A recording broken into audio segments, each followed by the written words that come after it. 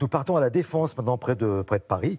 On va découvrir une exposition consacrée au sculpteur français César, à l'occasion des 20 ans de sa disparition. Vous allez voir que cette expo, c'est d'abord une très très belle histoire d'amitié que va vous raconter Sarah Doraghi.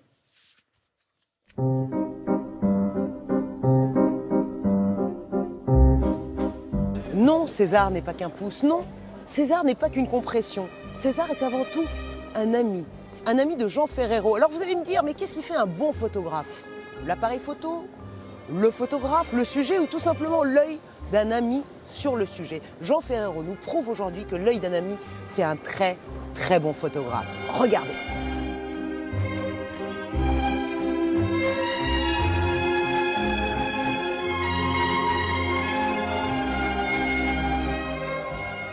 César, je l'ai connu à Paris, donc il était snob.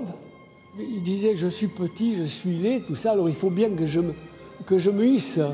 Au lieu de se hisser par les bras, il se hissait par le verbe. Moi, je commençais à photographier les artistes. Sur Nice, d'abord dans le cinéma, et ensuite je l'ai rencontré à Paris, en photographiant d'autres artistes aussi, plus célèbres que lui à l'époque, Picasso, Chagall, tout.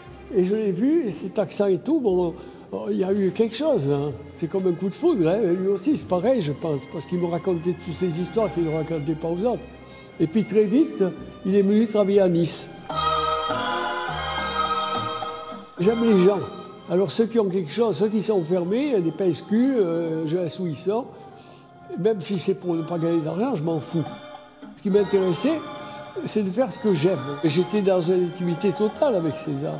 Il me racontait ses bonheurs, ses malheurs. C'est une famille, c'était. Mais César était plus que drôle. Plus que drôle. C'est dans sa nature. C'était un acteur sans le savoir. Quand il jouait l'acteur, il le jouait mal. Quand c'était César, il le jouait bien. Voilà. Et c'est pour ça qu'avec moi, comme on se connaissait, on déconnait, il me laissait faire les photos.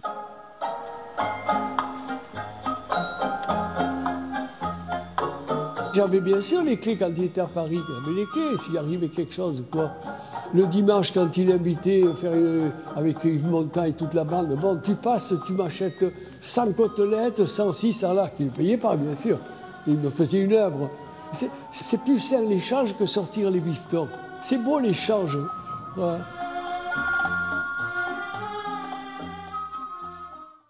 Voilà, ça se passe à la Défense, une exposition consacrée à César.